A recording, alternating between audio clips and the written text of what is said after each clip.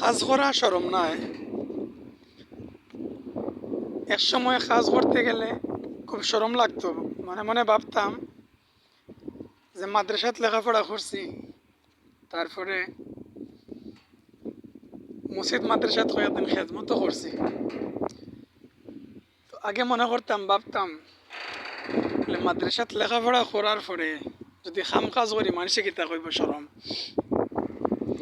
মানুষে শরম দিব, বিভিন্ন রকম কথাবার্তা কইব। আসলে কাজ খাম শরম নাই।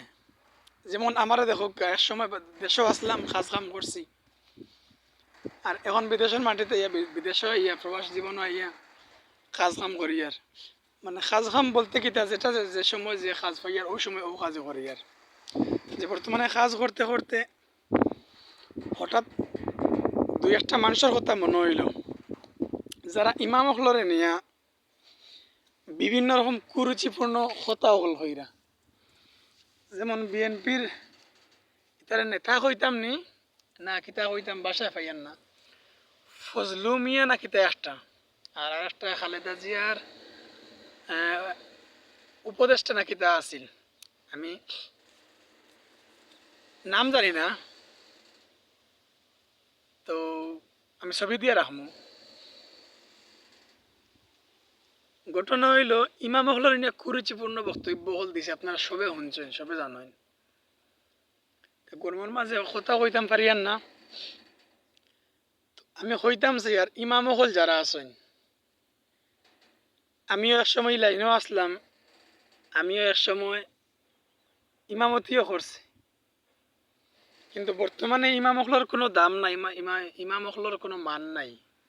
যদিও মানুষের মুখে মুখে ইমাম হলর মান বাড়াইন, দাম বাড়াইন, সম্মান বাড়াইন, আসলে মানুষের মন অন্তর কিচ্ছু নাই। সম্মান বলতে, ইমাম হলর প্রতি সম্মান বলতে কিচ্ছু নাই। মুখে মুখে সম্মান দেখাইন, সামনে সামনে সম্মান দেখাইন, অথচ জনসাধারণের মানে মনের ভিতরে ইমাম হলর প্রতি সম্মান বিলকুল নাই। তো ইমাম হলর উদ্দেশ্য আমি কইমু, এখনকার যে সময় যার ইমামতিরে পেশা হিসাবে না নিয়া কোনো কাজ কাম করুকা, কাজ কাম করাত লাগুকা। মনে মনে চিন্তা করতে পারেন যে কাজ কাম করতে মাদ্রাসাত লেখাপড়া করছি, ইমাম হইছি, আলিম হইছি, এখন কাজ করলে মানুষের শরম দিব। ভাই, শরম দিব ঠিক আছে, বাংলাদেশের মানুষ ও একটা জিনিস ছাড়া আর কিছু দিতে পারে না। আপনার ঘরে ভাত নাই, জনসাধারণে গিয়ে আপনার ঘরে ভাত দিত নাই, আপনার টেকার দরকার, আপনার টেকা দিত নাই, শুধু বুদ্ধি দিব, কুবুদ্ধি, জ্ঞান দিব। আর বর্তমান সমাজের যার আলিমহল আছেন, ইমামহল আছেন,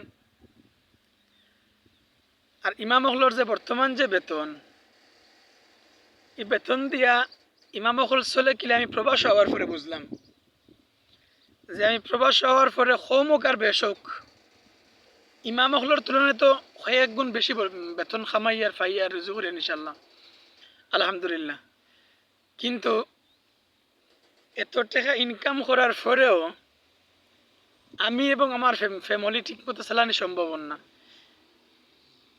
ইমাম হলে যারা ফরর গরু খাইন, আমিও কিন্তু ফরর গরু খাই। আর আমারও টাকা খাওয়া কোম্পানি এদের, তারপরেও যে টাকা স্যালারি পাই, যে টাকা বাড়িত ফাটাই, দেশ ফাটাই, এই টাকা দিয়া ফ্যামিলির মানুষ চলতে পাররা না, খুব টানাটানি করিয়া চলরা।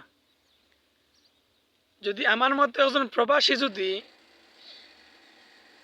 টানাটানি করিয়া চলা লাগে, চিন্তা করে দেখুকা, একজন ইমাম সর্বোচ্চ ৬,০০০ কিংবা কোনো কোনো মসজিদ হয়তো ১০,০০০ দিলাইন,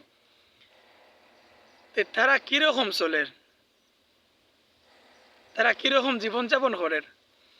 ও কারণে আমি প্রথমত ইমাম হলের উদ্দেশ্য করে হই, আর শুধু ইমামতির পেশা হিসাবে না নিয়া আপনারা পাশাপাশি কোনো ব্যবসা বাণিজ্য করুক, ছোট হোক কিংবা বড় হোক। আর যদি সম্ভব হয় আমি হইমু ইমামতি পেশাটা বাদ দিয়া কোনো কাম কাজও লাগুক। কাম কাজ করার শরম নাই। কাম কাজ করলে আপনি পড়ালেখা করছেন, মাদ্রাসাত পড়িছেন, আল্লাহর কালাম পড়িছেন, নবীর হাদিস পড়িছেন। আল্লাহর কালাম এবং নবীর হাদিস পড়ার অর্থ এইটা নাই যে তুমি ইমামতিও করা লাগবে। যে আল্লাহ নবী সাল্লাল্লাহু আলাইহি সাল্লাম একজন নবী হওয়ার পরেও কাফির হলর বাগানও কাফির হলর করে কাজ করছেন, কাফিরর বাগানও কাজ করছেন, খেজুর বাগানও কাজ করছেন, উট রাখছেন, বেড়া রাখছেন, ছাগল রাখছেন। যদি নবী হইয়া কাজ করতে পারেন তাহলে আমরা কিয়র সরম, অর্থাৎ আলিমহলর কিয়র সরম।